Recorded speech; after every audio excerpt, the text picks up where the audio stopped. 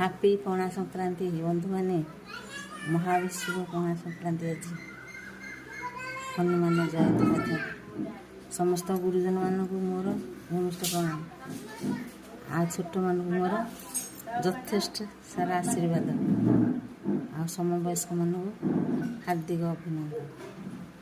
ବନ୍ଧୁମାନେ ଆଜି ପଣା ସଂକ୍ରାନ୍ତି, ମହାବିଷୁବ ପଣା ସଂକ୍ରାନ୍ତି, ଓଡ଼ିଆ ନବବର୍ଷ।